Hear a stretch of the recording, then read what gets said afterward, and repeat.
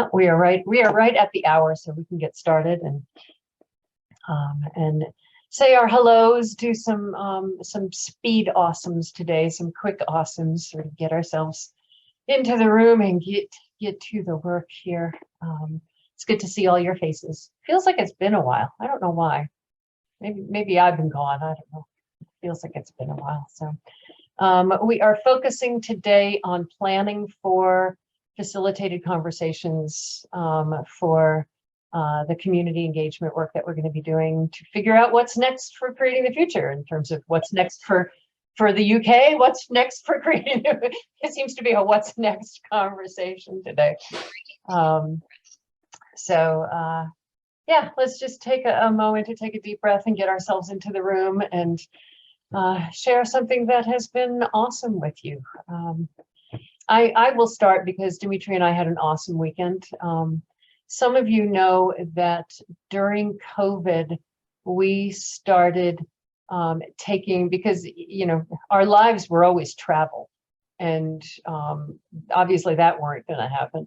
And so we started taking drives near home. We would just get in the car, drive and say, oh, there's a road we've never been down. Let's see where that leads. And have had just delightful adventures over the past 2 years of places that are within an hour of home and we never knew were there. And we had one of those this weekend where we thought we were going to go to just this little park that we know. And we wound up spending the entire afternoon, like I'm going to say 5-6 hours until after sunset, exploring down a road we'd never been on, and found that an observatory that we thought you couldn't even get anywhere near up the road, you could get 10 out of 12 miles up the road. And so Dimitri was geeking out about all of the different satellite dishes and stuff. So it's just one of those delightful serendipity sort of filled days that we enjoy so much, and got to spend the entirety of Saturday just playing. So that was nice. What's going on with you all? What's been meaningful in your lives? I'll go next then. Hi everyone, I'm Carl. So the meaningful thing in my life is that COVID absolutely ruined my health. I put about 30 pounds on. I think is the American sort of a North American version of what I've sort of done.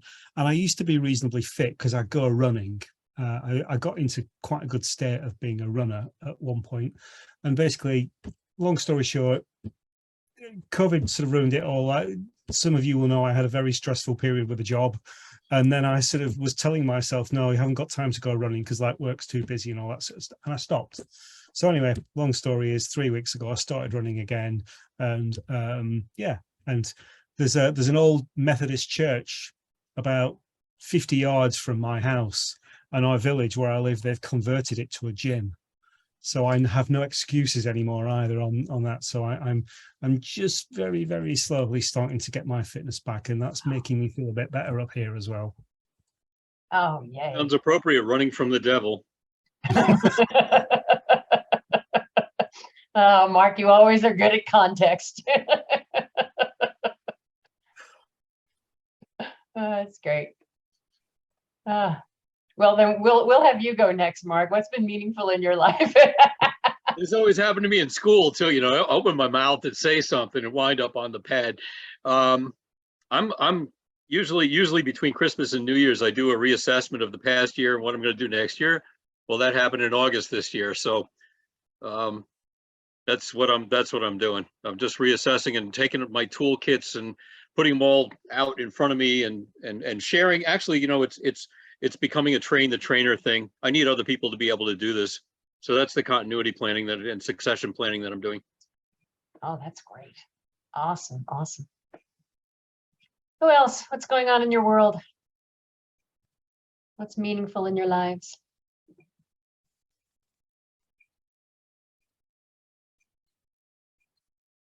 I can jump in. I was a bit under the weather last week, but I'm feeling better today. And so I have all of the relief that comes with that after a few days of being sick, of breathing clearly and walking around and all of those glorious things that I generally take for granted. So I'm feeling pretty good today because of awesome. those. So That's awesome. Yeah, isn't it funny how being sick makes you realize, oh, days where I feel nothing is a good thing. Awesome. Glad you're here. Really glad you're here. How about you, Sherry? What's going on in your world?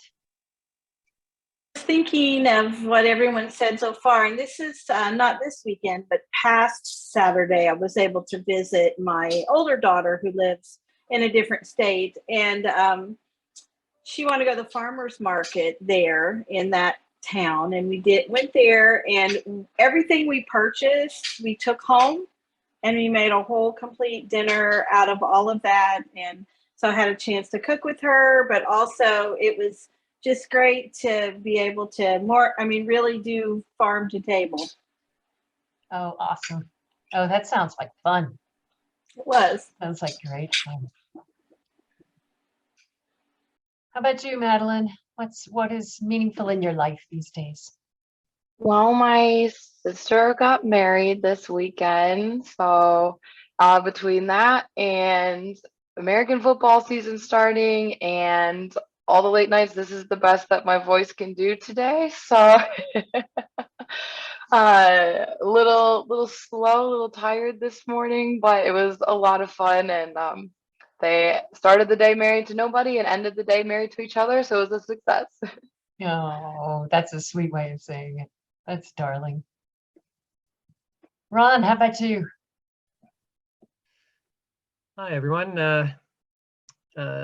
Carl, when I retired, one of my primary goals was to do more physical exercise. And I must say, any way you can fit in anytime, even 5 minutes, 10 minutes, I know you're going to get a big reward.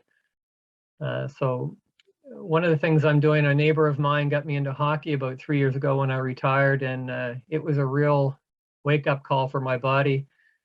So I'm believe it or not, it's taken 3 years to get healthy enough to really play safely. And I'm organizing a couple of pickups that I guess I've realized that of the 20 people out there, there's not one of them who's not recovering or suffering from something, but the joy of kind of becoming a kid again never leaves us. So that's all I'll say. That sounds wonderful. That sounds absolutely wonderful. Yeah, and kudos to you, because the people that I know are playing hockey played when they were younger, and basically their spouses have prohibited them from doing so as they're older. So good on you. I think mine likes the space. I Good, don't know what that says about us. But yeah. That's great. That's wonderful. Justin, I'm glad you're here. Thank you. I am sitting in an empty house because my wife, who has been out of work for 6 months, started her new job today. So that is so I'm sort of sitting here going like, well, what's going on?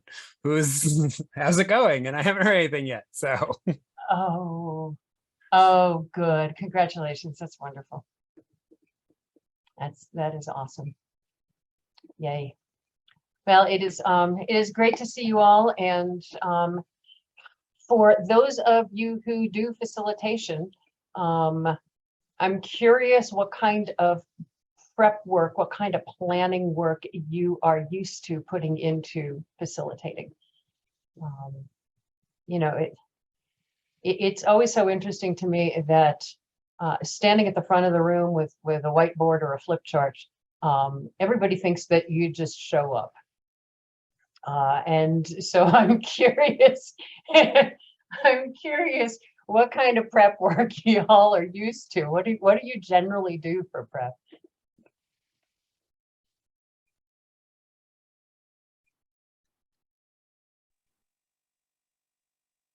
Used to do this, but in my latter years here, I have gotten more attuned to first, not the very first thing, but but as soon as possible to try to figure out who's actually coming, first of all, to plan so that I can be flexible and have a more interactive session instead of just assuming that the way I've always done it is the way it should continue to be done. So I have incorporated that more. I would have to say I used to just think that, everyone signed up, so they're coming to, hear a presentation and they're going to get it. But now I do take more, I do really look at that more. Great. Awesome. Really important. So I'm not very good at it. I think I spend far too much time preparing. I think I end up over preparing. And also the thing that I'm not very good at is that things always take longer in session than what I think they will. And that's connected to the prep thing. So what I was going to say is that I almost like come up with a timetable of, if it's a 2-hour session, this is how long I think each sort of section's sort of going to take. I think the stuff that I invariably don't leave enough time for, that I think you do really well, Hildy, is allowing time for the sort of checking in and the small talk and stuff like that, because I think people need that. And then the other thing that I have a morbid fear of when facilitating is white space, where no one has to say anything. So I really try hard to sort of make sure I've got my questions that I want to ask. Yeah. Brilliant. Yeah. We wind up talking a lot about the value of silence and how difficult that is. Yeah. Yeah, I would say that I do a lot of the same things that were already mentioned, but maybe even before those things, I make sure I'm really clear on what is the purpose of the thing that I'm doing. Why am I even bringing people together, and what am I hoping to get out of it? Because I think that informs, well, what are those questions that I'm asking, and who does need to be in the room, and all of those other pieces. Yeah. I would add too, Jackie, that especially when we facilitated together, we've done catalytic thinking to like plan the meeting. So what's going on? What is our goal for the meeting? Who's going to be impacted? How are they going to be involved? And that's how we'll kind of plan that outline. Cool. Because that's what we're going to do today.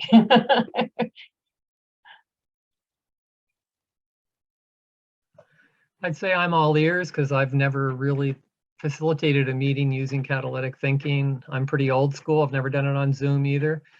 But back in decades ago, I guess we spent a lot of time, figuring out what people wanted on the agenda. And then it's not what you asked, but we learned very quickly to follow up with people and see how satisfied they were with the meeting so that they could feel engaged enough to come back. Those are my main takeaways. Yep.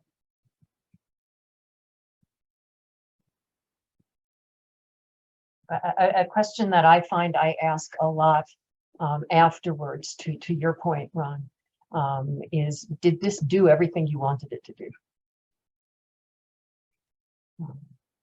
And it's always a good check-in in the middle too, because you don't want to go after 3 days and then say, no, it didn't do anything we wanted it to do. Yeah, that reminds me of a point you bring up. One of the groups I worked with was making decisions by consensus. And I really liked the habit we get into of holding up, when you're partway through a meeting or when you're talking about a difficult issue and you hold up a card, yellow, green, or red, about how you're feeling about that issue. And it actually was a hugely helpful exercise, because when you're in discussion about something, you don't often know how strongly someone feels about it, or if they're okay to agree, even though they might disagree. So that was a very helpful exercise. Powerful. Yeah. Anything else before we get started of how you prep? I spend a fair amount of time thinking about how people are likely to arrive. So really the situational piece, which is, is this something that's starting in the morning? Is it something that people are coming from work? Is it something that, the people know each other, but really trying to think about, how do we position that chunk of time, no matter how we're building it, whether it's in person or online, but how do we actually position that in relationship to the people and, where they're likely to be and where we want them to be. So, and certainly, in answering those questions, it's a lot of the catalytic thinking of, sort of unpacking, but also really trying to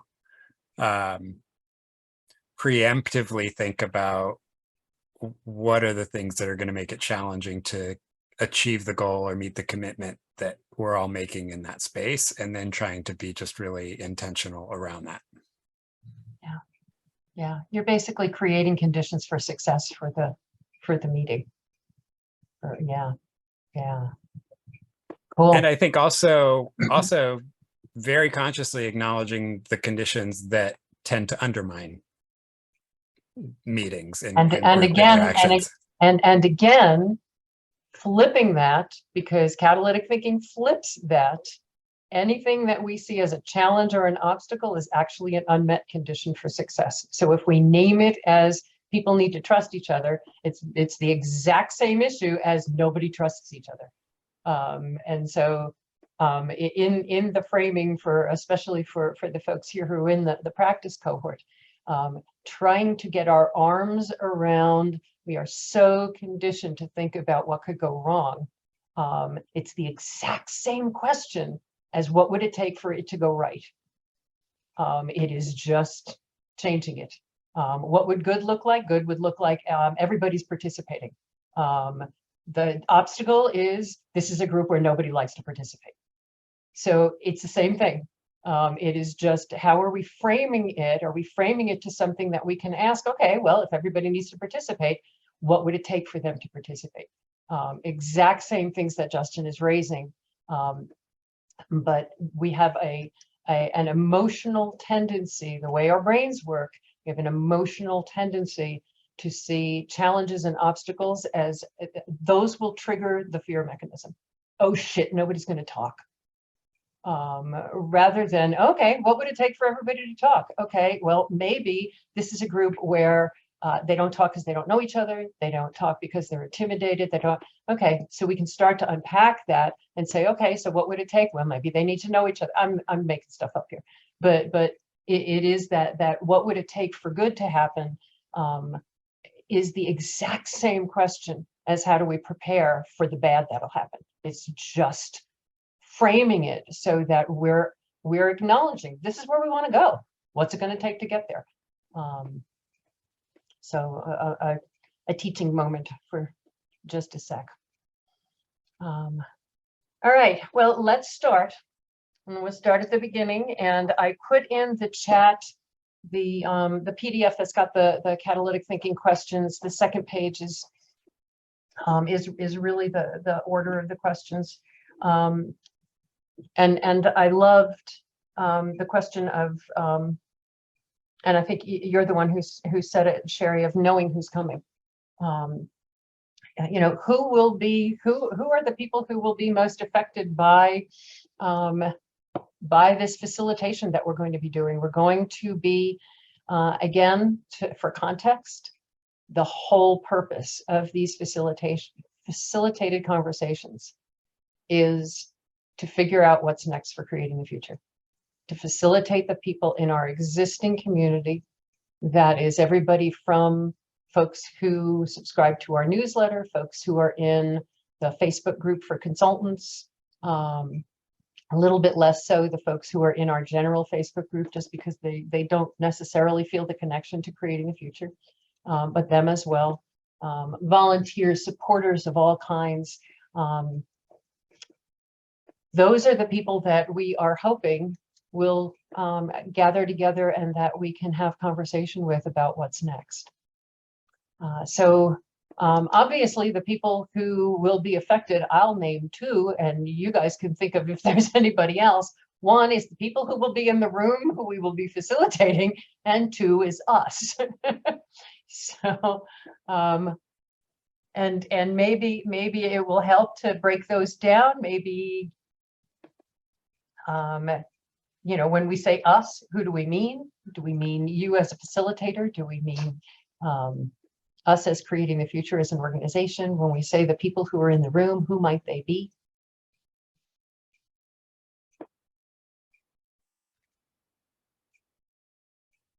So who will be affected by these conversations?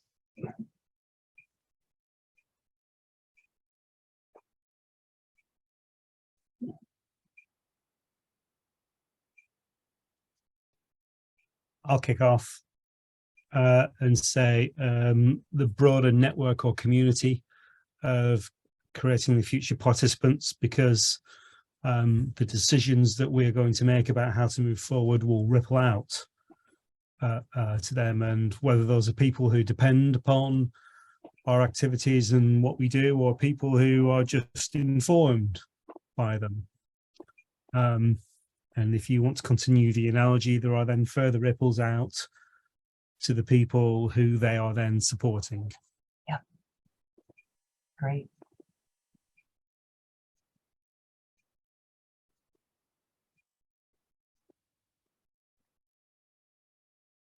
So I think there is, I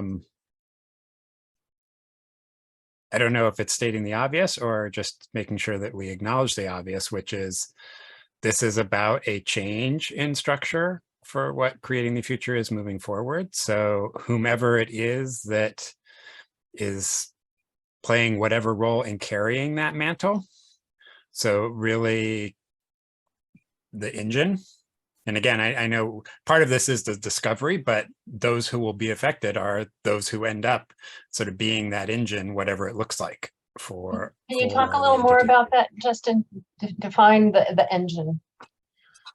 Well, for this to continue as an entity, people have to invest and contribute.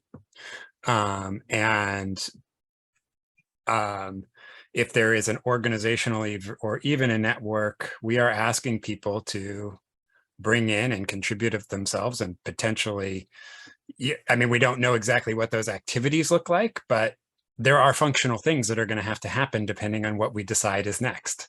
And there will need to be people who step in to do those functional things. And so, and that's much different than people who are thinking about or being affected by that functional activity. It's actually the people who will, in essence, be doing that work. Yeah, thank you. Yes, absolutely.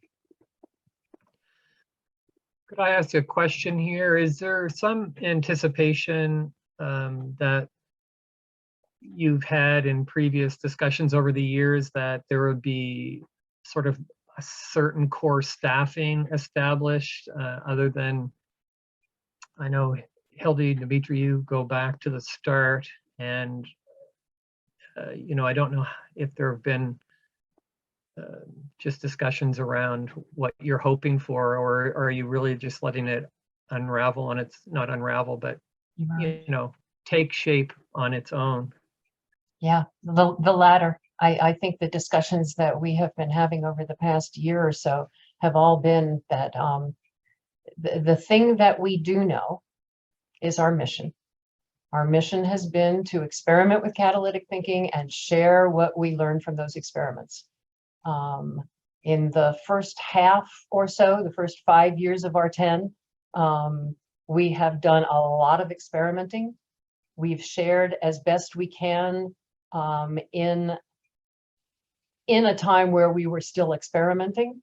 And what the sense has been over the past year or so is that we really don't need to experiment a whole hell of a lot more. That it is pretty evident that catalytic thinking very consistently creates the kinds of results that people are looking for. That what we really need to be focusing on is sharing what we learned. And so if we look at this as a a 10-year mission. And again, it's not that we will sunset after 10 years, but after 10 years, we'll look back and go, okay, is there a reason to be here? Is there, it's a time of reassessment.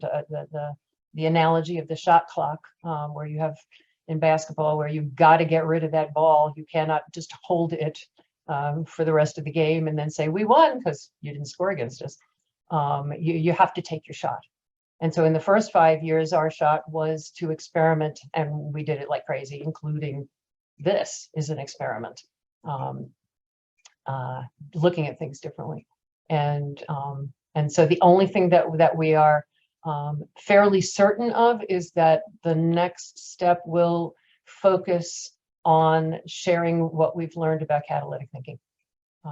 But how and who and what that will look like, no idea. Thanks for asking that one.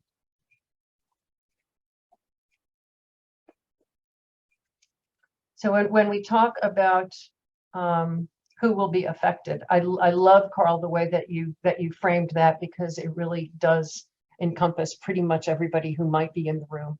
And I love the framing of the people who depend on us and or are informed by us, because then we don't have to separate out, are you a volunteer, are you a donor, we wind up with the angels on the head of a pin kind of thing.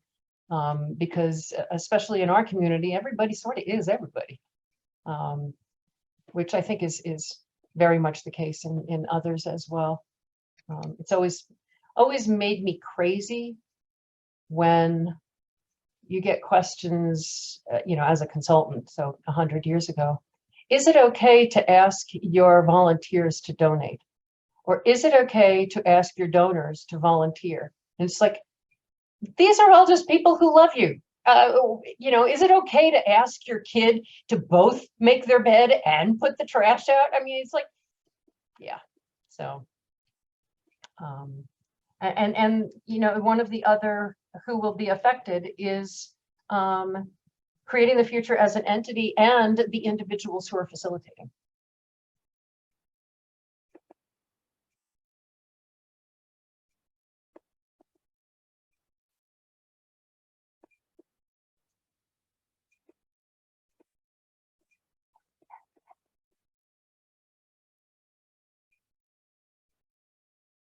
So what would good look like for the people who are in that broader community of participants in creating the future in some way? For the people who are in the room being facilitated, what would good look like?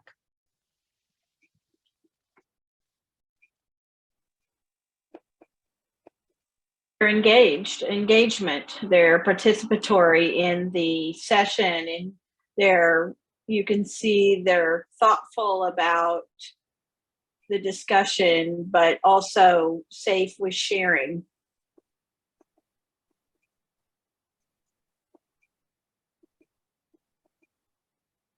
Heard a big thunder crack, and sometimes if I go away, it's not because I don't like you guys.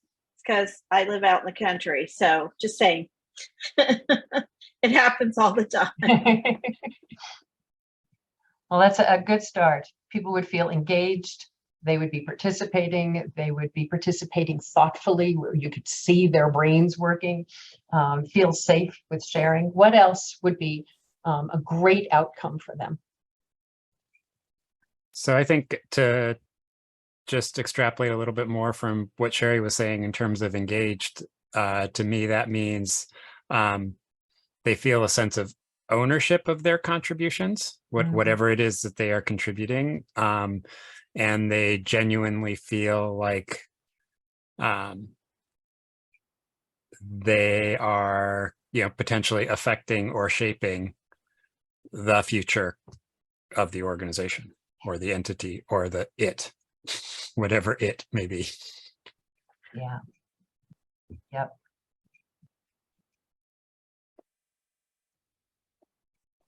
Are we looking for any indication of commitment or continuing engagement in this? Maybe. Maybe they want to continue to be engaged. So I think to Ron's question, there are sort of two elements I think that are allowing for grace. One is the people who want to do more feel a path to how they can contribute more. And those who contributed, who just wanted to contribute, feel comfortable and confident having just done that. That they're not feeling sort of a guilt or a sense of, onus, if that's not where they want to be. Love that.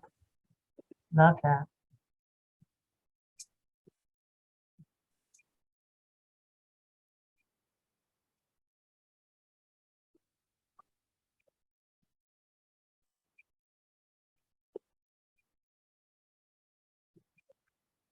Yeah. I almost want to flip that around and say, I think a good outcome for some people is a sense that they can just turn up, help sort of say what they want to think and or contribute somehow, and then they can walk away without feeling that they've had to make a commitment. Yeah. Yeah.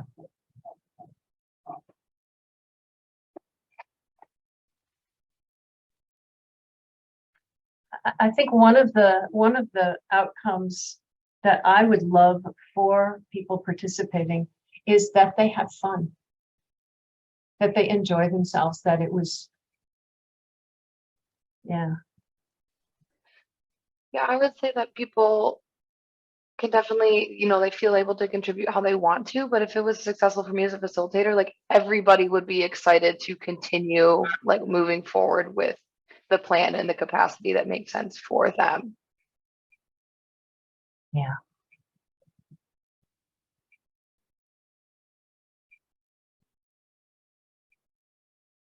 Feel excited in some way about what's next, whether that is for them participating in what's next or watching that they did something, that they were part of something cool, as Justin said, feel like they're shaping the future of creating the future. So for wherever their excitement is, I'm excited that I was part of this. I was excited that it's going to have impact. I'm excited that I want to continue, or I don't want to continue, but I'm watching it from, yeah.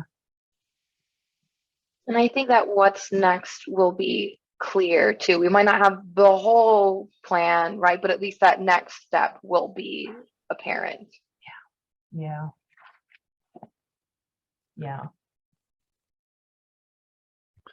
So this is one of those, I think, outcomes that I'm trying to look at from multiple perspectives. So, something that we talked about several meetings ago was we want to understand why the value that people have received from creating the future and what is important to them.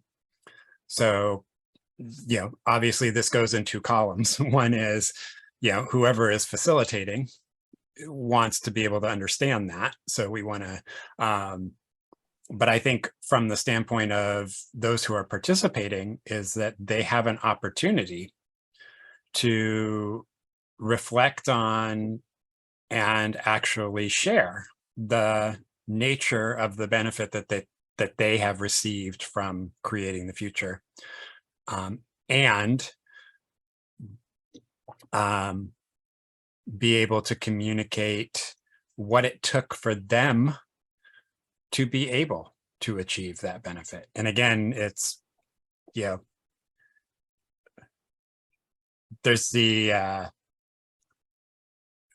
everything is happy view of me, which says everybody should really love reflecting on that. That's beneficial to an individual in and of itself, being able to reflect on that. But for some people, it might just be making something declarative statement for others to hear, as opposed to being beneficial for them. But I do think that for some folks, actually having that opportunity to genuinely reflect on the way in which creating the future has benefited them will hopefully excite them. Yeah. Even just time for reflection sometimes. Time for thinking. Carl so often talks about our board meetings as your me time, because we don't get to to just ask a question and think about it.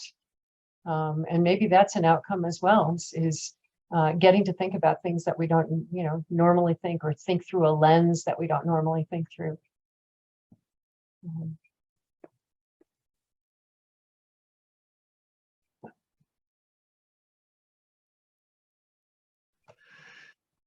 So I may be missing something. I'm happy to be corrected here. If, let's say we have 5 facilitated meetings and we are reflecting together on those meetings, and all of us find that people got value from creating the future in our meetings. It was very clear, but nobody felt like they wanted to contribute time or money going forward. Am I justified in being a little upset by that?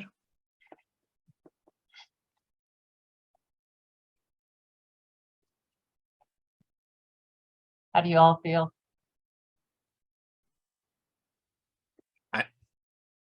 I personally think that falls under the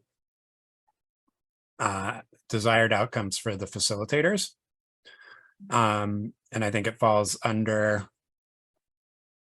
so I think obviously that's one that many of us in this space are probably most familiar with and have our wants and desires around. But I think, Ron, as the facilitator, I want to hear what people think it will take to continue to gain, to get the benefit that they've gotten, and where they believe that will come from. So being actually really intentional. I mean, this is a weeds piece, but it means being intentional around that question, which is not just saying, how'd you benefit? But really, what did it take? Where do you think that comes from? Where would you see it coming from in the future? So that at least there's an acknowledgement and a validation of the need to have that capacity, whatever it is. And people may not step into it, but at least then as a facilitator, we are getting clarity on what's really required, or what people think is really required. I also think it's really important to be clear about what our outcomes are, our desired outcomes as an organization, as facilitators, because there is a big difference in what people feel if our hidden agenda is to get more volunteers and more donors versus or people who want to continue to participate. Oh, good, we had 20 people show up. Those are 20 more people who there's something that comes through.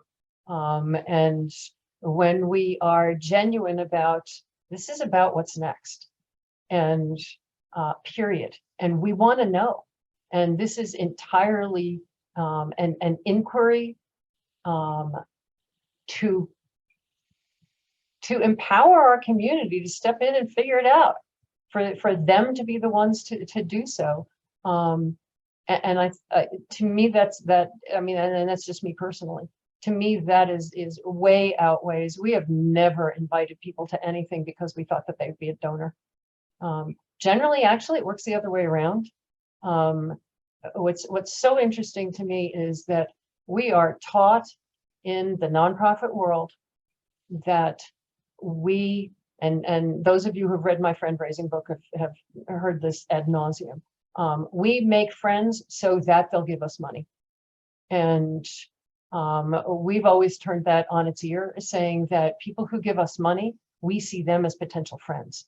So now how can we make them friends? So, oh my gosh, thank you for donating. Do you want to be part of a conversation? Do you want to, our donor list is the list of people that we go to when we have questions and conversations, and do you want to be part of this, and what's going on in your life, and get that. But we've always seen it as the other way around, is that a donation is one way that people step in, and they're just walking through the door, and that happens to be the way they're walking through the door, and we want to embrace them. rather than we embrace people so long as they're giving, or so long as there's a chance they'll give. And if they stop giving, we'll stop courting them and being their friend.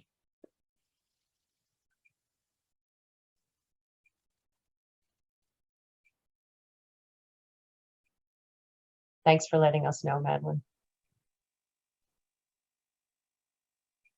I think to follow up on Justin and what Ron is talking about, I think it kind of circles back to, I think Hilda, you mentioned at the beginning, I'm sorry if somebody else did, but it's about how you go in prepared with what questions you're asking, and, or not what questions, but what kind of conversation you're having, as to the point where if you're able to see a connection being made during the conversation, how can you facilitate that connection to happen, you know, kind of ad-libbing it there. So I think when you say, you know, Ron, about that, well, what if people, you know, aren't interested? I think that that the thoughts of what your conversation is and how it's worded, that is very important to prepare, so that should there arise an unusual response by someone saying something like, you know, if we were to have a meeting like this again,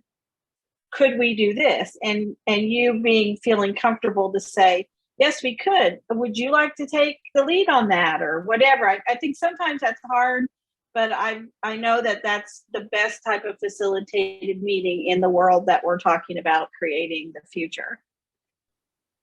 Yeah, yeah. You know, when we initially talked about what community engagement for creating the future in this circumstance could make possible, several months ago when we first started this conversation, we talked about three big things. We talked about people feeling connected to each other, not just to creating the future, but to each other. We talked about people learning, and we talked about, I just lost it. Oh, them having the power to decide, them knowing that they have, that there's a shift in power, that they have the power to decide. And I'm hearing those themes again in what we're talking about here. People feel that they've helped and are excited by the outcomes that will be next for creating the future. They feel connection. You were just talking about that, Sherry, to each other and to us. They're thinking about things differently. They're excited about thinking about things differently. And now we're not talking about this in the aggregate. We're actually talking about it in a room with individual people. So it's not people, but it's, you know, Susan and Maria and very specific people.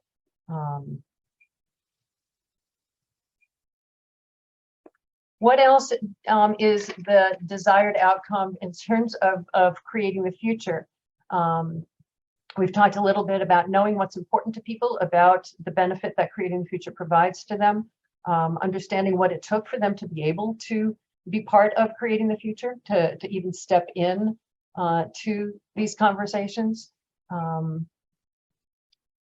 to a large or small extent, the desire for increasing our network, expanding both the number of people that are feeling directly connected to creating the future. Is there anything else that we want to get out of these facilitations, and especially you as individual facilitators? What do you want to get out of it?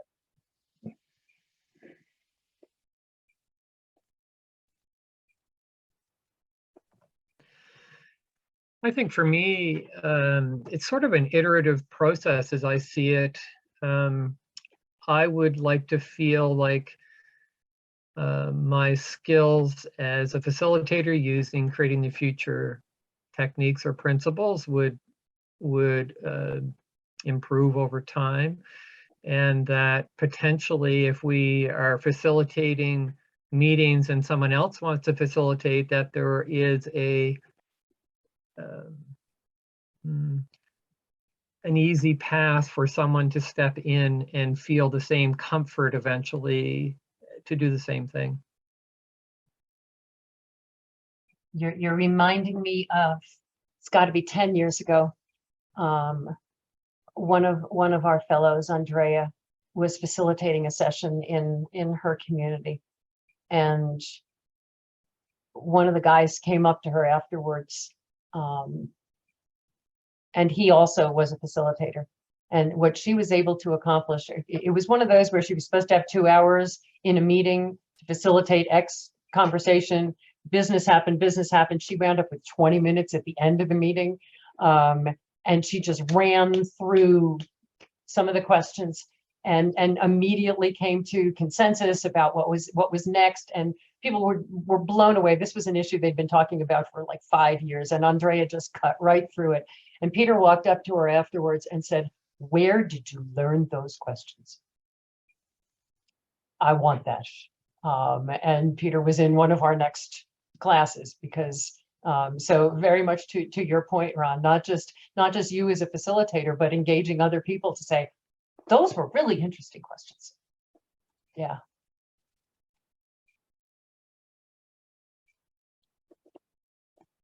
For me, the most exciting thing is at the end of these facilitated conversations, knowing what's next. And I'm not sure, it might have been you, Jackie. I'm not sure who said, I'm not sure the degree to which we will have the detail about that. But really having a strong sense about the direction of what's next. It may be helpful for me to share, and I know I've talked about this because it's the most recent that I have been in, the community impact planning effort of the food bank that I was working with last year, and how that functioned. I know that I've talked about it because it was really exciting, but it might be helpful to understand how that actually worked at a functional level, how the sausage was made.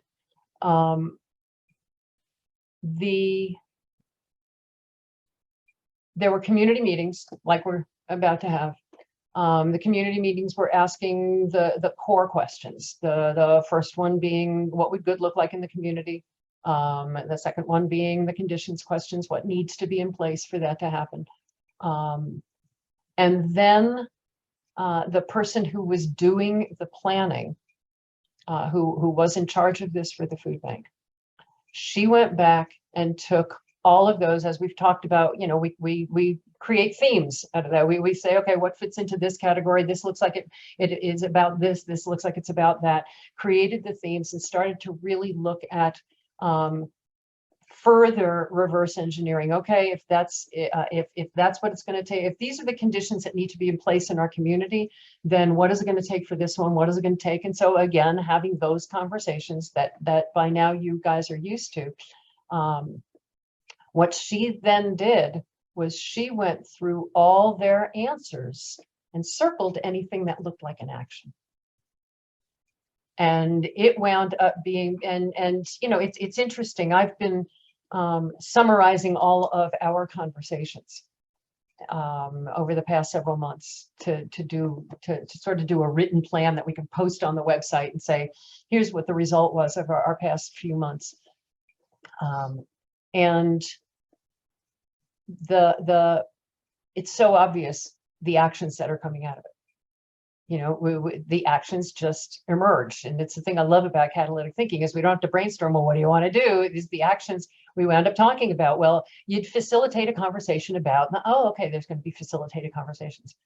Oh, well, people need to, maybe it's a survey. I know Sherry has talked often about the surveys that y'all are doing at the Patterson Foundation. Oh, survey, okay. Those things just sort of come out. And so what Kara wound up doing was going out and looking for all of the actions, at which point they decided that they would go back out to the community and ask them, there's like 100 different actions. What do we do first? And they decided that they would ask the community, what do we do first? And they would prioritize that. And so we did a day-long matrixing exercise with 100 people to determine. So it really got down to direction. Okay, here's the actions we want the food bank to take first. Okay, now the food bank needs to figure out what is that going to mean? they'll have to figure out internally, oh, well, we'll need 20 new people for this and 2 new people for that. And maybe this program we don't do anymore, and this one we emphasize, and those sorts of internal conversations. But the pattern, the stuff behind the scenes of going on is taking what happens in those facilitated conversations, processing them, and being able to then say, oh, okay, we've got 20 different actions that came out of these conversations. Now we need to prioritize, because this is what our community said. These are the actions they want us to take. The beauty of being able to say, these are the actions our community wants to see happen, and that therefore those are the actions we'll take. And that is the shift in power. That is the seeing that there was actually an outcome of what we did. You weren't just asking our opinion like, governments do, local governments that say, where do you want the road? And everybody says over there. And they say, oh, good, we're putting it over there. Being able to actually see it. But I hope that gives you all a sense. It's really facilitating the questions, and then back behind the scenes, the facilitator's going, oh, okay, it looks like 5 or 6 actions came out of that. Which are we going to do first? And being able to prioritize, and that gives us our marching orders to Ron's question of, okay, so what is that going to look like? Who's going to do what? How many staff? Do we even need staff? Is it going to be, there's a huge range of what it could be. So I'm not sure if that's helpful or not, but.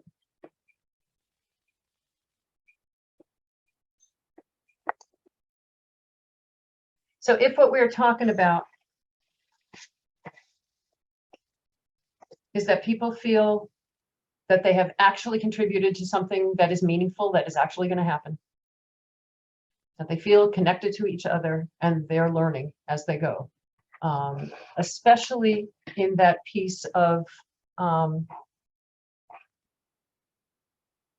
that they actually are contributing to what is going to be next, that they actually, what do the people in the room, so now we're not talking about the huge group that we're going to invite, or the people in the room, let's say there's 20 people in the room, those 20 people in the room, what do they need to know? What do they need to feel? What do they need to have? What needs to be present for them to feel they are making that meaningful contribution?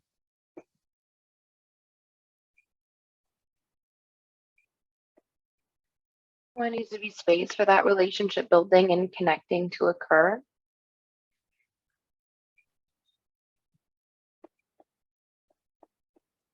Yep.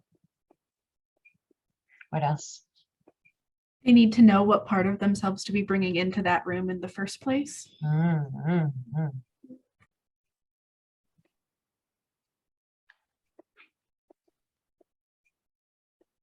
Could you clarify that, Jackie? Sure. So I think one, in terms of role and experience, but also even in terms of like what kinds of questions are going to be asked. Because if you're asking me to think deeply about something I've never thought deeply about before, maybe on a Zoom in front of 20 people is not the right time for me to have that first thought, right? So how are we prepping people to be successful once they walk in?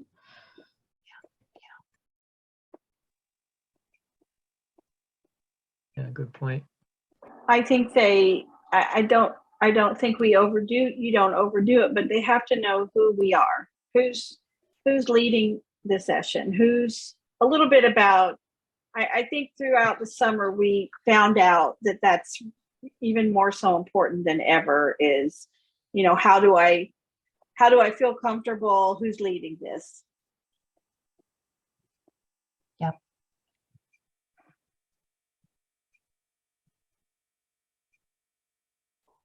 I think they need some parameters for the potential decisions or actions that are going to be in scope.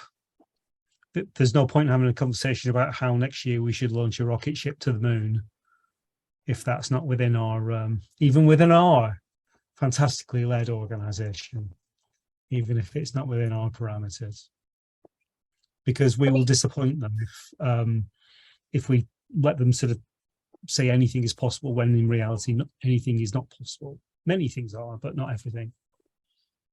Even just the levels of decision making power, is it just, we're sending suggestions to the integrity board that then decides, or what we say goes? So even just the parameters of the level of decision making possible here. Yeah, I really like that, like, Madeleine. yeah, me too. I used to say to my staff, I'll involve you in the decision making and I want you to help me make the decision, but there are just some things where we have to take it away and then we'll make the decision. I think they need to understand the full context. Why are we even asking this question? And I think we have to have clarity in that invitation with whatever transparency we need to provide about why are we asking this question now, what's going on that's prompting the question. I think speaking even maybe a little bit more specificity than what Madeline was saying, but what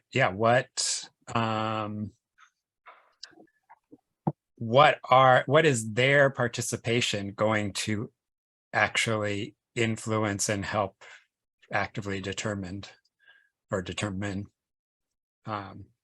and probably to Carl's point too, what do we need to have an answer to? I mean, to the best that we can. I think there are some things that, like, however we frame that, I think we need to be very honest around, like, we do have to have some finality or conclusiveness around, even if it's just a realm, but around X. So yeah, it's not, are we going to the moon, but it's, what's for dinner? Like two very different, realities, if those are the question, the different focus. Yep. I also think trust. So trust that, we will follow up and follow through on the things that we would report out, everybody's answer, or, whatever those next steps are. And then I guess the flip side is that, like, we will actually do those things. So there needs to be that sort of like trust and understanding in the after the meeting work as well. Yep.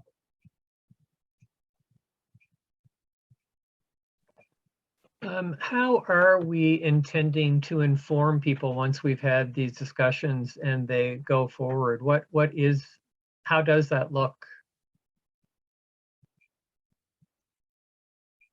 It's a question.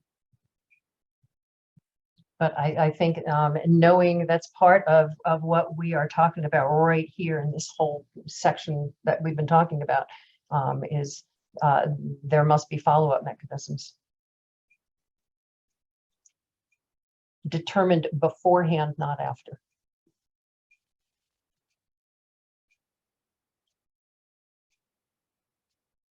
With the opportunity to be influenced during. Yeah. I just always love the, everything is over and it's like, we should follow up with people. It's like, yeah, and we should have talked about that about 3 months ago.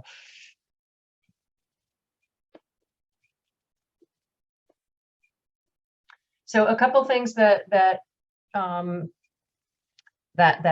popped for me. There's the relationship piece, space for relationship building and connecting, and knowing who's leading the sessions. To me, there's those are all very, very people things, people and relationship things, including knowing what parts of themselves to bring into the room in the first place. Am I going to be expected to be thinking out loud?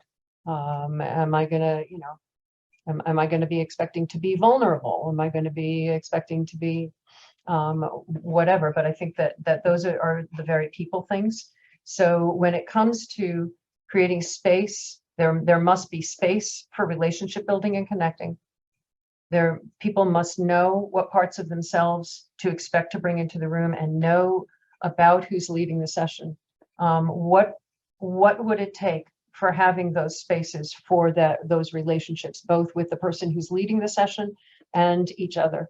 What needs to be present in order for that relationship building to be there for these specific people?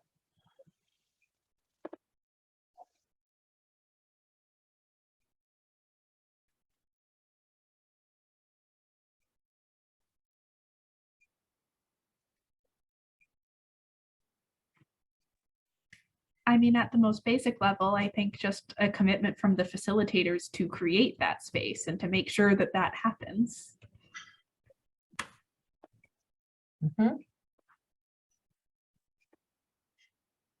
What do you as facilitators need to know or feel or be assured of in order to create that space?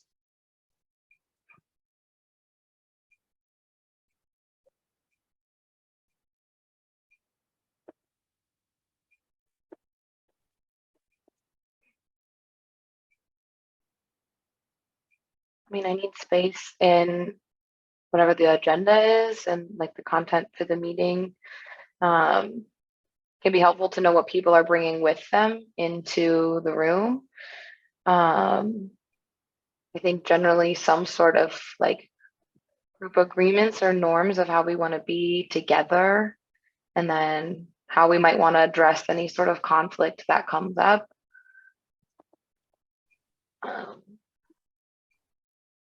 I need to, if I'm co-facilitating, I need to have some sort of like trust and plan established with my co-facilitator ahead of time. And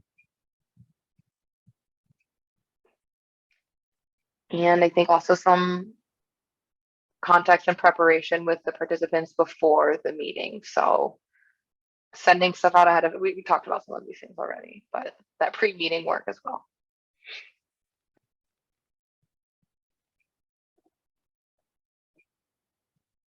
So you're talking about pre-meeting connection. It could be, it's both maybe connection potentially, but also just all of those logistics of preparing people for what to expect and how to be in the space when we get there, so that we're entering from that place of kind of confidence and safety and not, you know, heightened, I'm not sure what's going to happen or how to be here.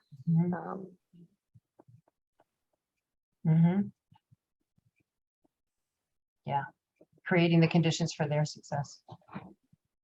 Yep. Because really that's what we're talking about. This whole piece here is creating the conditions for their success.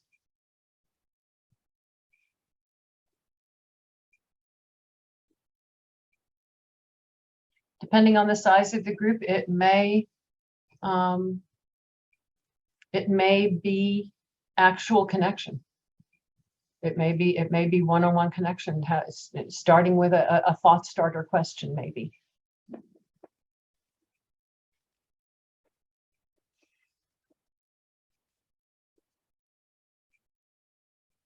So those other logistic pieces too of where we're meeting, how many people are meeting, are also, I mean, I'm assuming it's going to be over Zoom, but you know, you never know. And that connection just for me preparing looks different than in person. How many, am I planning for enough people for breakout rooms? All of those things. Yep.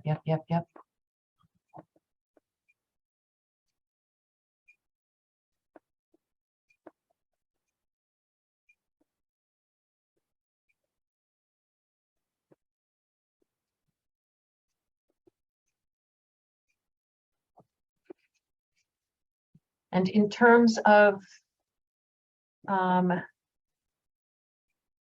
having that sense of what power they will really have, what decisions they will really be able to make, what answers we must have when it is done, what their participation will actually determine, what needs to be in place for them to know that.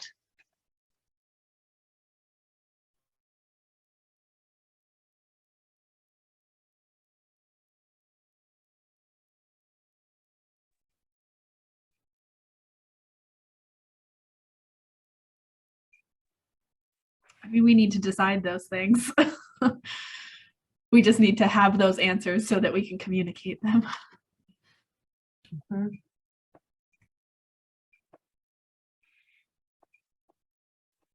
And then I think also a structure for how we make decisions in the meeting, and whatever level that is.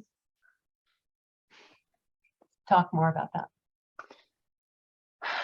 So if the group is going to be making decisions, how do we know when we've reached a decision? Is that a consensus agreement? Is that a vote? Is it a majority? Is it the red light, yellow light, green light card like Ron was mentioning? How do we know when we've reached a decision? Yeah.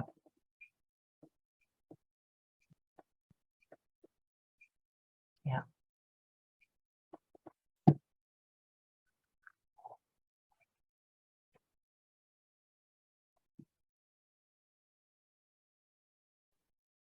And you just made me think we also need to think about what are the consequences of any decisions that we make. Talk more about that, Carl. It's very easy to engage in a conversation like this and make decisions that someone else has the responsibility to implement if you yourself don't have that responsibility. So I think it's helpful if, it goes back to an earlier part of the conversation that I think it was Justin saying that people really need to understand context. So there's no point saying we are going to make a decision that we will build the Eiffel Tower next year if people don't sort of then have an understanding of, do we have the capacity to do that? Right. And one of the things that I love about this process is that, and again, the decisions become evident. I mean, just like they did when we created the plan over the past couple of months, the decisions became really evident in terms of what are we going to do and what tone will that take, what must be included in that, what must people feel from that. And while we didn't have hundreds of actions to choose from, had we had hundreds of actions to choose from, we would have, as a group, prioritized those using a system that makes sense in that kind of, so using a matrix. The beauty of that is that decisions emerge rather than we're making the decision. And those of you who've been part of Creating the Future for a really long time have watched that we don't, like, I don't remember the last time we voted. I don't remember the last time we needed a red, orange, or green card. Decisions in catalytic thinking just sort of emerge, at which point we can ask those consensus questions. This looks like the direction that we're taking. Talk to me about it. Does it feel right? Does it not feel right, et cetera? But it's there's just something really graceful about using the framework to come up with decisions, and maybe decision is the wrong word. Just like everything else seems to be the wrong word that we've been talking about. Maybe decisions is the wrong word, but yeah, it's a pretty powerful thing. And what becomes clear at that point, once you prioritize, you're prioritizing based on criteria that matter, objective criteria that matter. So in terms of the decision-making process, let me give you guys a little bit of what might be in a matrix. Basically, what we're doing as we're prioritizing is there's two axes to this matrix. One is the list of all possible actions, and the other is, across the other axis, is what objective criteria do we want to base this decision on? And so the first question we will ask the group is, okay, here's all the possible actions. In determining what we'll do first, what do we want to base that decision on? And those criteria may be, Do we have funding? Do we have staff? Is it going to require lots of people? Is it going to require that we build an organization that's 70 times the size that we are? Is it something that we can do now? Is it something that can be self-sustaining? Is it those kinds of questions will go into prioritizing, and the group will determine, you know, which, if the question is, will it require that we grow 100 times bigger than we are in the next 2 years? And the group will determine. If the answer is yes, it will require that we grow that big, that fast. Is that a good thing or a bad thing? Do we want that or do we not want that? And so having those conversations around how are we making the decision? I find that that when we have tough decisions, even when we have easy decisions to make, we rarely question the assumptions that go into the decision making. And through matrixing in that way, asking people to determine first, what are the criteria for decision making? What are the most important criteria for making this decision? Can we do it now? That's frequently one. Can we start right now? Or would we have to start 2 years from now when we first raise money? Okay, well, if we have to start, if we could do it now, maybe that gets a high rank, and we have to wait 2 years gets a lesser rank. Then when you add up all those rankings, it becomes clear, oh, the one that we can do now, that might be higher up in the ranking. So it is a wonderful way for the group to, it's another piece of trust. It's trusting that if we ask questions that give them the power to make that decision, but give it to them in a way that helps them prioritize, helps them think it through, helps them see different perspectives. It is another step of trust, but it's another tool that lets you trust. Does that make sense? Am I just babbling, or does that actually make sense? It's a Monday after a really nice weekend. I could easily be babbling. I've been listening. I just wasn't on screen because of the weather. No, I think that makes a lot of sense. Oftentimes, I would say, looking in hindsight, I might have walked out of a conversation that I planned that I did without realizing to take advantage of, you know, what was happening there outside of the general work, and delivering or helping people to deliver something that they developed sooner rather than later, and that building the trust. I very much agree with you on that. Yeah.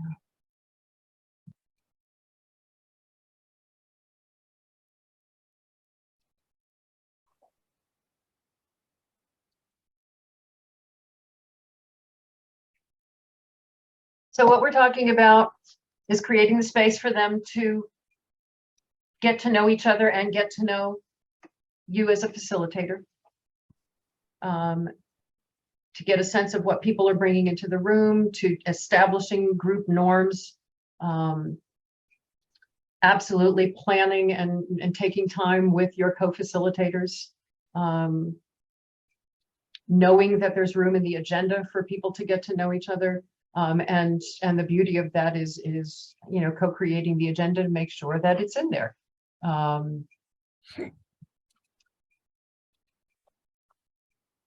Giving them, I think it's brilliant, giving them as much pre-meeting connection as possible, so that they start to feel a little bit connected to each other.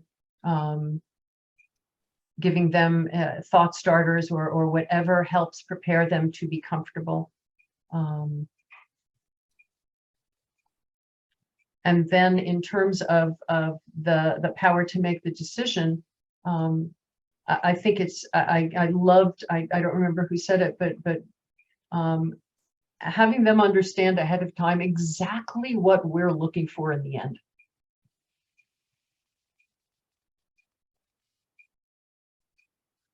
I am sure many of you who do facilitation ask the question at the beginning, what do you want out of this? What do you want out of this day? And so because we are asking on behalf of us, it would be a great thing to be able to say, here's what we want out of this day. What do you all want out of this day? And it could be 2 or 3 days. If we're asking them what good would look like, if we're asking them the conditions that would lead to that, that might take 2 meetings.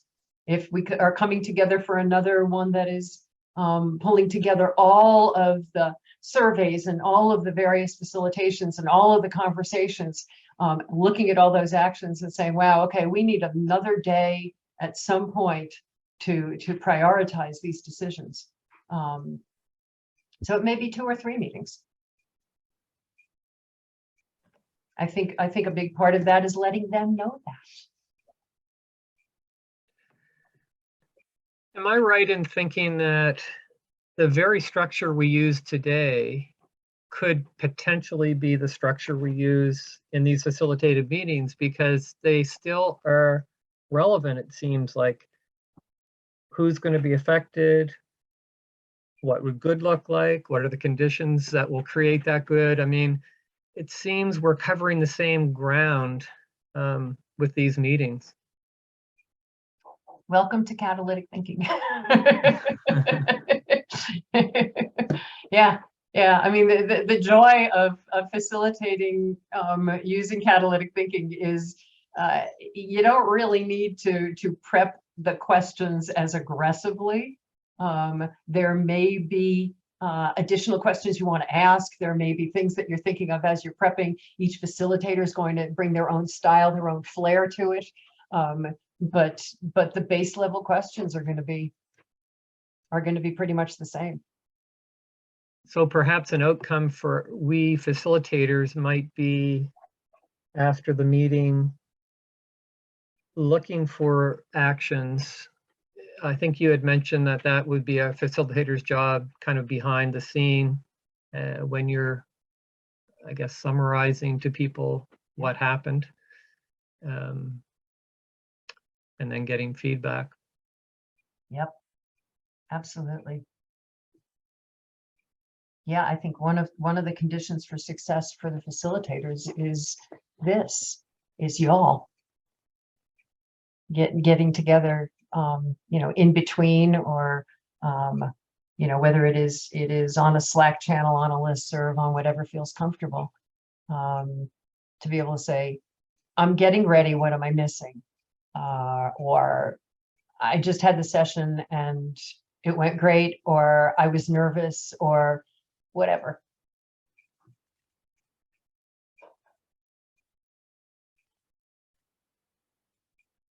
Are people getting the sense that there could be a follow-up meeting? I mean, it just strikes me that if you go, we'll be spending 2 hours today. Let's say we spend 2 hours with these people, whoever is on the screen. I don't know if we're thinking maximum numbers. I think, Hilda, you said at one point, 15 is kind of the comfortable maximum for Zoom. I don't know if that's what we're thinking for this, but I just recalled you saying that.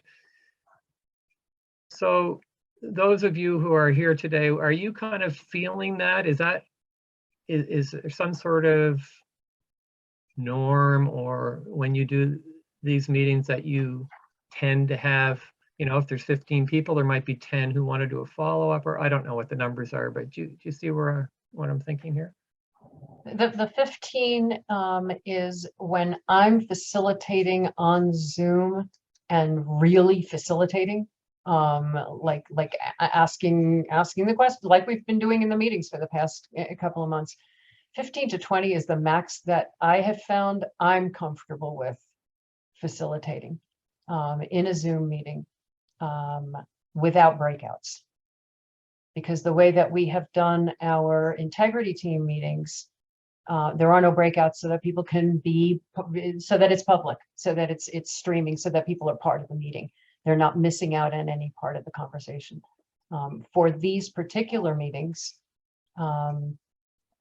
it may be a much larger group and we have breakouts. It may be So the 15 was a real specific thing. In terms of number of meetings, we may need to have 2 facilitated meetings, maybe 3. Justin, did you have something? Well, I think going back to something that Madeline raised in terms of really being clear what we're asking people for, because there are multiple stages. This facilitation is not the only way we've been talking about engagement to inform this bigger decision. So there's a little bit of me that gets anxious when we start talking about this group prioritizing decision making, because we really are, the first phase is soliciting ideas and energy to combine with other sources of engagement. And so I think we just need to be careful, kind of the parameters of what are the bounds of, let's say, phase 1, which is really discovery, and then being clear that there, I think to Madeline's point, and Sherry, you were also talking about it just at the very beginning around just people feeling engaged, being clear that that's going to feed into something else that may not look like this same group coming together. It might be another opportunity for people who are interested to engage in shaping whatever that next decision is. And so, so as the facilitator potentially of one of these, I need parameters that say we're going this far, and then we are, that's where discovery sort of ends, and we then allow that information to come forward, because I think that there is a significant shift in investment of time and energy when we start to go from that transition of discovery, learning, the exploration into the decision-making phase. Yeah, absolutely. Absolutely. And thank you for that clarification, because the prioritizing and decision-making phase will be absolutely gathering everything from all the different conversations. So there may be 3 different facilitated conversations that happen, 3 different groups. Let's say 100 people want to participate. Breaking that into 33 people in each group is a lot more manageable than somebody facilitating 100 people. So there may be, and so just among those groups, then there's going to be people answering the survey. Then there's going to be, if people want to just answer one-on-one in terms of questions that we post at the blog, however that works, it's going to be aggregating all of that. So yeah, Justin, I love the term discovery, that when we're really looking at the high potential questions, what would good look like? What outcomes would you want to see from creating the futures, from what's next for creating the future, and the conditions for that? I think that piece is I love the term discovery for that.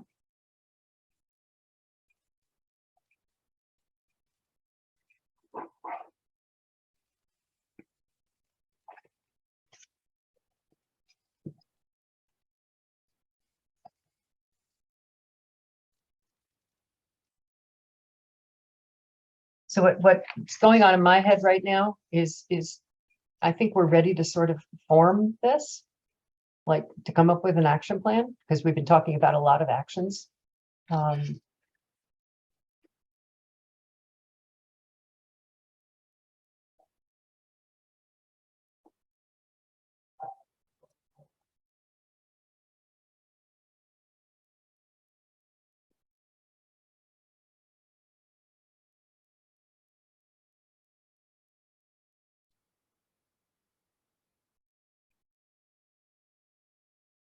How many meetings does it sound to you all like this would be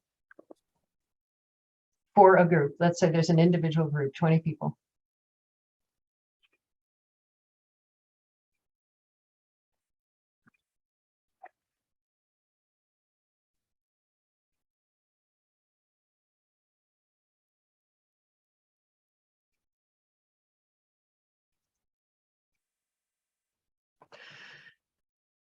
for me, what I would find to be ideal would be have the second and third meetings informed by the results from the other facilitated meetings, so that there could be this real joint evolution of thought happening with that group. So it's not just the group's input, but there's new input to add to every meeting, and therefore have people feel more deeply engaged in understanding what's happening. So you're bringing people along, of those who wish to continue. Sort of a big world cafe.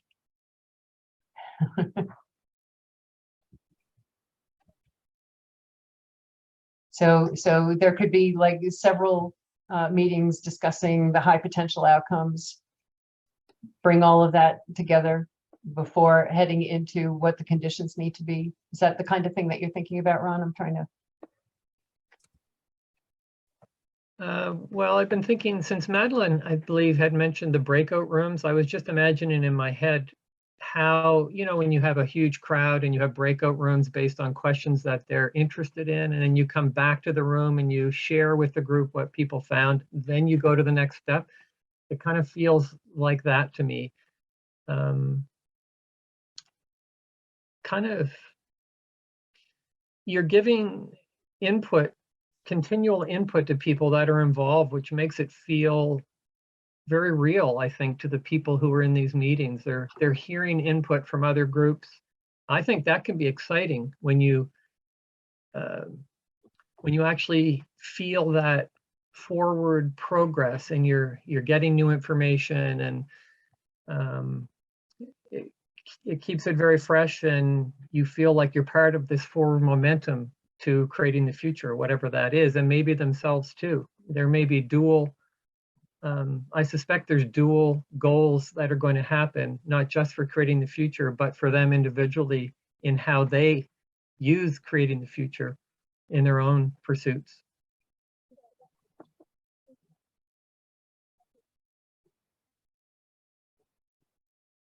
So then a mechanism for sharing the results in more real time than when we're done.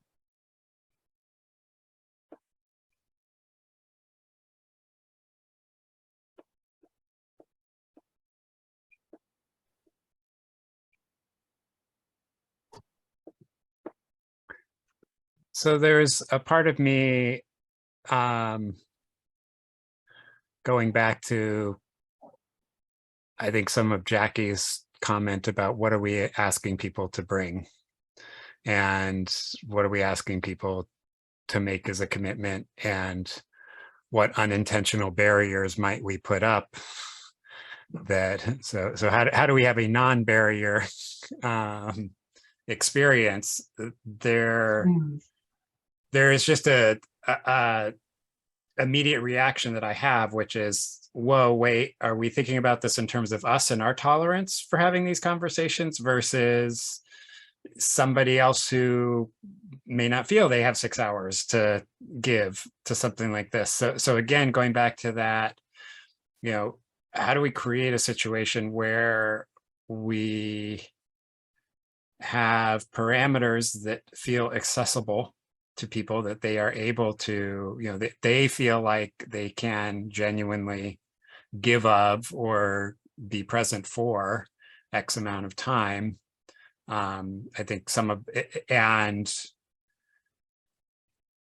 again, maybe building it with sort of successive elements, so that if there are people who want to delve deeper into a particular piece, that there is the opportunity to pursue that, but ensuring that we get, you know, that in order to honor people's time who may not have as much of it, how do we ensure that in a single iteration of a meeting, we gain enough information for it to be meaningful for everyone who's affected?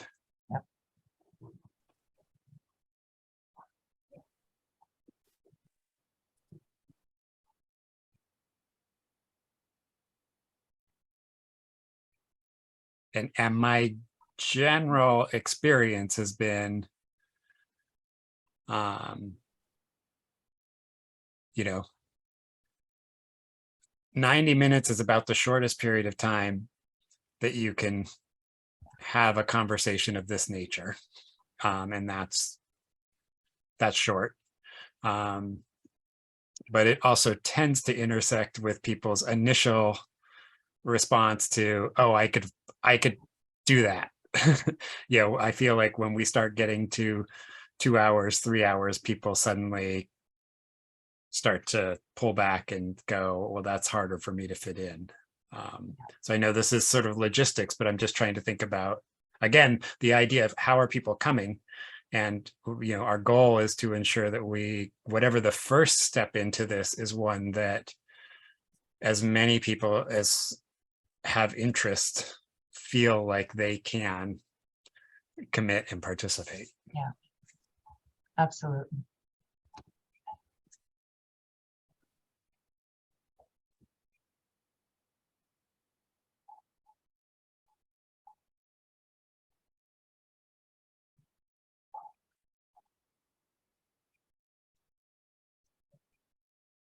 What it feels like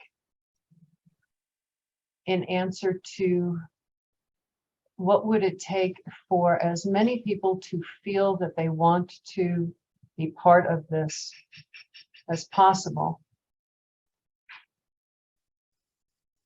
And absolutely acknowledging the time piece that you mentioned, Justin,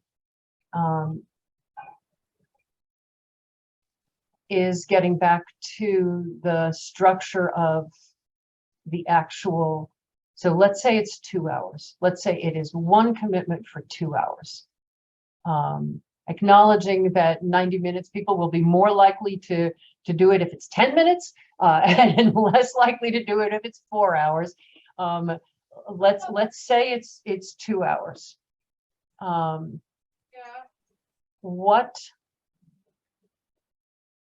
What are the pieces that need to be in? We've talked about people needing time to get to know each other, to feel comfortable and safe with each other. We need to have the conversation about the 3 different questions, certainly. The who will be affected, the high potential outcome, and especially the conditions, which is usually the juicy big one. What has been y'all's success in doing that in 2 hours?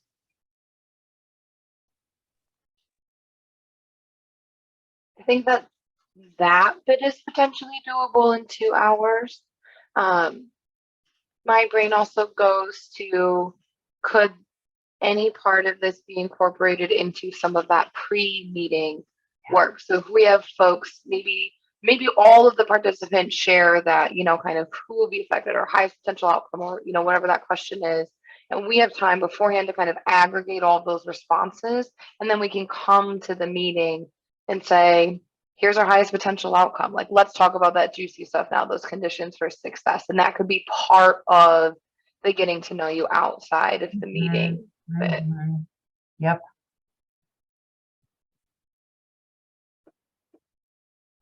Yeah. Using that before meeting time.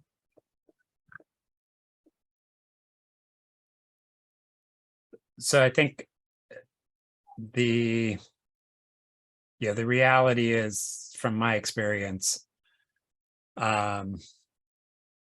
even in that period of time, you're probably looking at one set of affected people and the potential outcomes for them.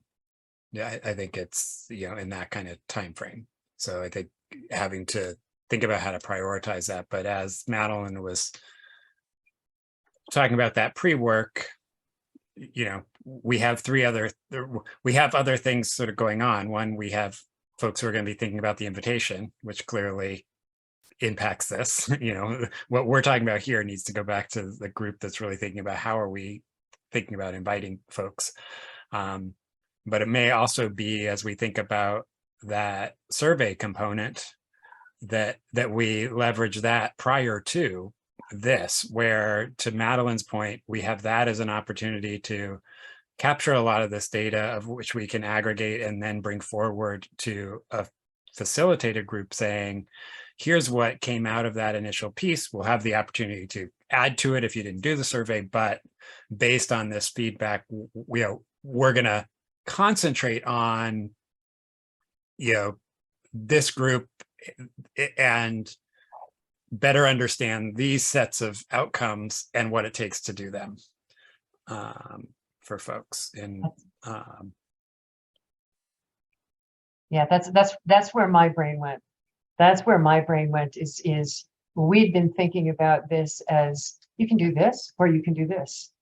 But what if instead we do the survey and then this is part 2 after the survey for people who either didn't take the survey or did take the survey and want to deep dive more. But this feels really, really right.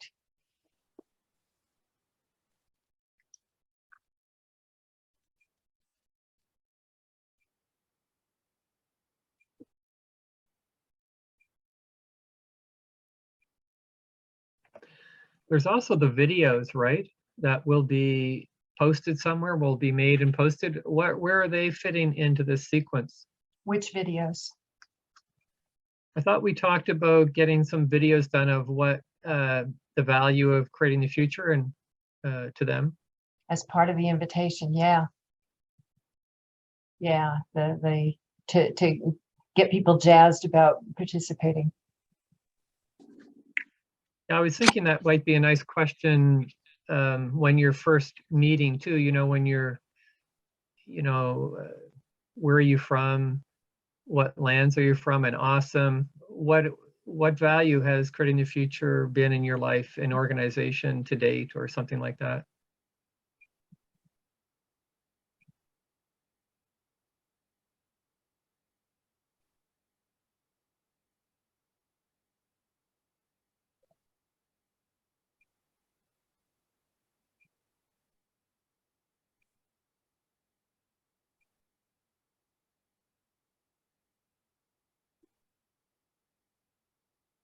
Up on whether Bill Waggy could help with videos, and I don't have an answer yet, but that question is out there with Deborah. That's sweet. Thank you. Mm-hmm. I think it's a great idea, Ron, and including that question in the connection piece. And simultaneous to all of this, it was interesting when we did the practice cohort that so many of you are part of. The last time we did a practice cohort, and Mark, you were part of that cohort, was about succession planning. And we used a really clunky form of asynchronous communication between. It wasn't Slack, it was internal to the classroom piece that we have, the classroom mechanism. Didn't work, and we had virtually no conversation in between sessions. This time we asked, what would you be most comfortable with? And the question was either an old school email listserv or Slack. And what was so interesting is how many people said, well, I'm really open to trying anything. I haven't used Slack, but I'm willing to try it. And what that told me is they're not comfortable with it yet. So if the question is, what are you comfortable with? We're all comfortable with email. And as a result of that, we've had much more conversation, much more sharing in the listserv that we put together, which is just email. And so what I'm thinking about is whether it's a Slack channel or whether it's a listserv, having that as another component that's ongoing, that people, if they want to join it, they can join it and be part of it. And the conversation can continue to be happening there in terms of those getting to know you questions, or or some form of these questions for as y'all were talking about, for the who will be affected, for the what are the outcomes that we would be excited about for them, etc.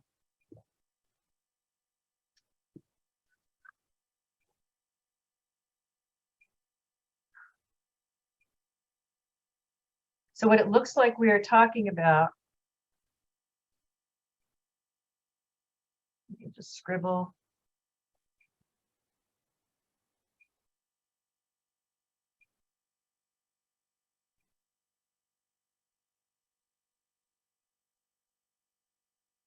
What it looks like we're talking about is obviously the invitation. The invitation is going to include whatever testimonial video we pull together, that piece, the invitation piece.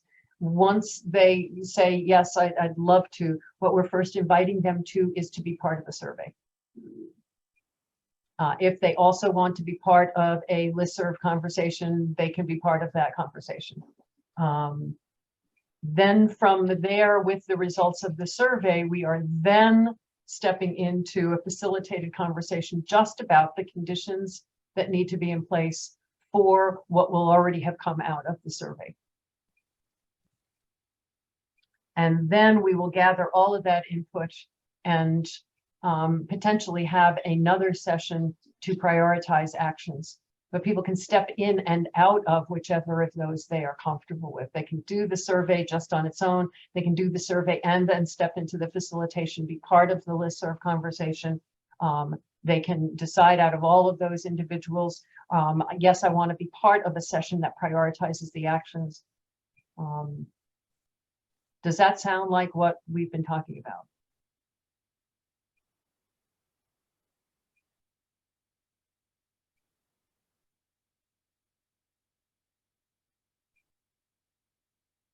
Does anybody think this doesn't sound like a plan?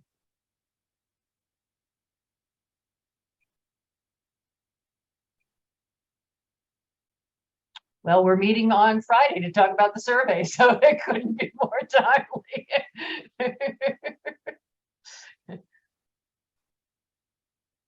How are you all feeling about this?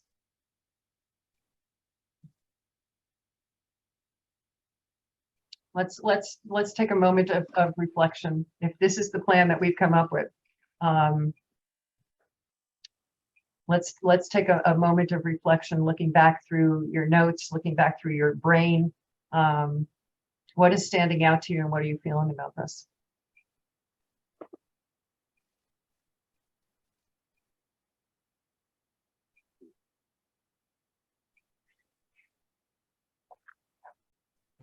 It feels a little more action oriented than some of our normal discussions. It's almost like we've taken some of the learning and the reflections that we've had in some of the previous meetings, and we've taken a step forward a bit in terms of trying to say, okay, how do we now put those into action? But there is still work to do. There's always work to do. I appreciate, asking people to give and to participate in face-to-face time is like we should never take for granted the value and the benefit of doing that. And so I appreciate the real intentionality of just saying, we're not just going out and asking people to come to something, but really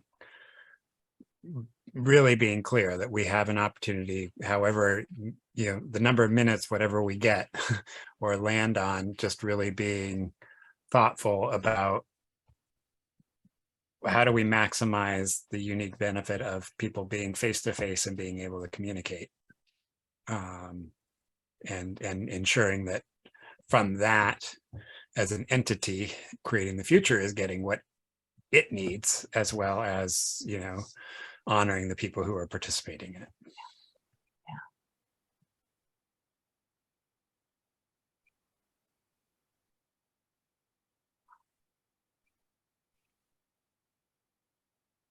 What else? How are y'all feeling about it? What reflections do you have?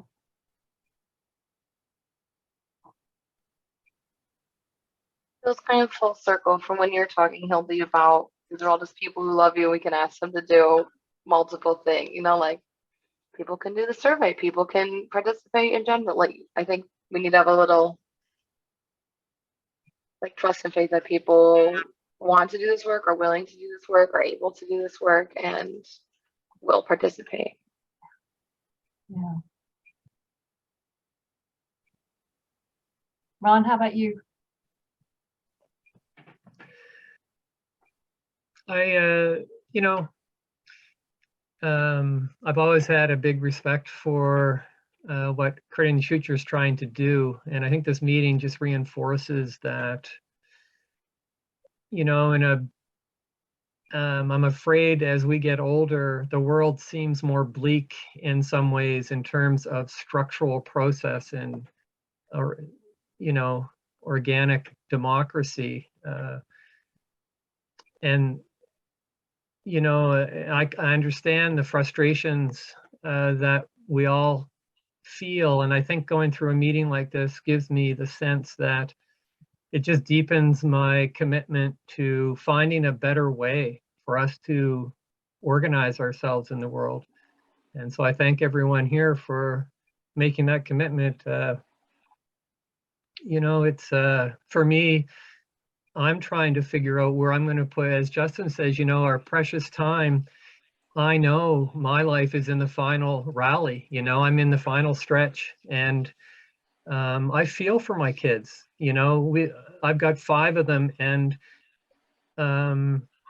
they have a tough go, compared to my go. And I don't think that's hyperbole. I think it's reality, and we need this. So that's how I feel. Thank you, Ron. Sherry, how about you?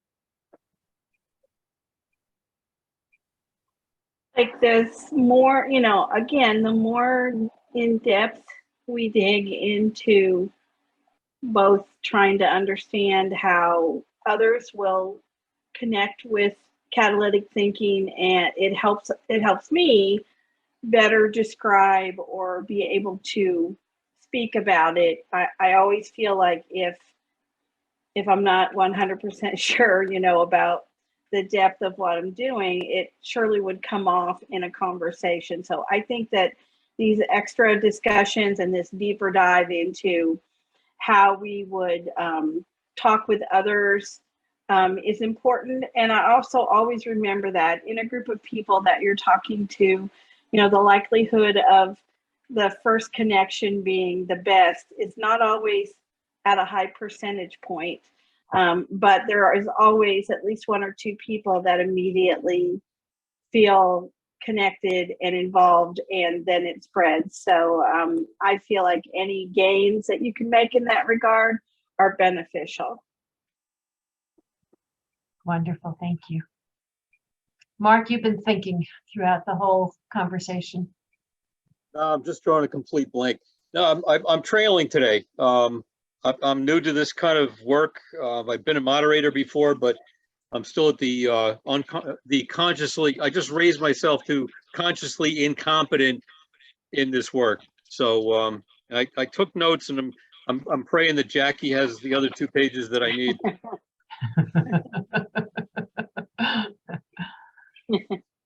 Well, I am feeling like this is a plan that makes sense. I love this as a scaffolding that people can step in to something that is not very time consuming. They can step into a survey.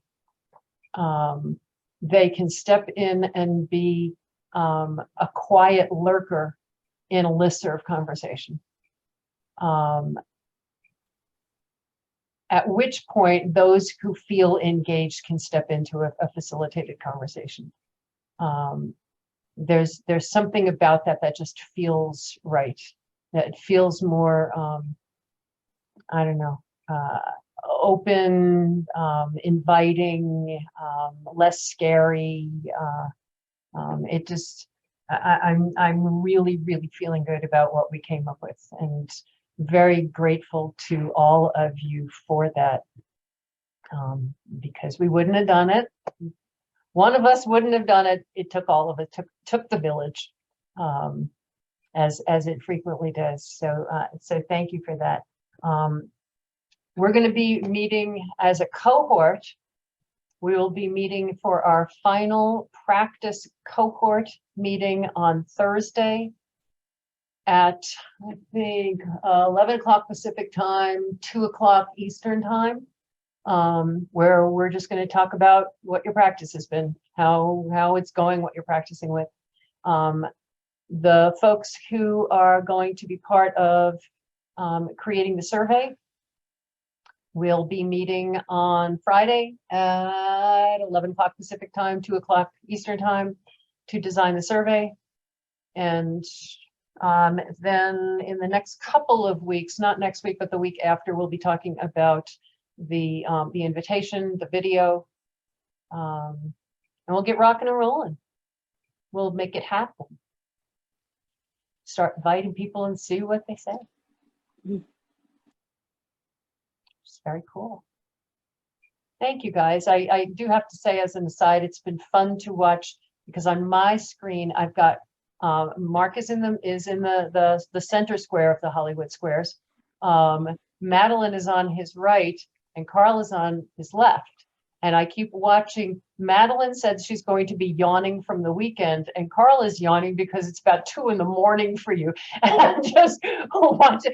It once again makes me glad that we take the time to get to know each other and we tell what we're bringing into the room, so that we know we're not boring people. We just know that. But it's been fun to watch the two of you on my bookends here. We've got the sleepy bunch today. I was wondering why I was feeling the urge to yawn. See? Yeah. Yep. All right, guys. Thank you. I will see all of you at some point in the next couple of weeks, and looking forward to that. See you. See you all. Thank you. Thank you, Bye-bye, everyone. Bye.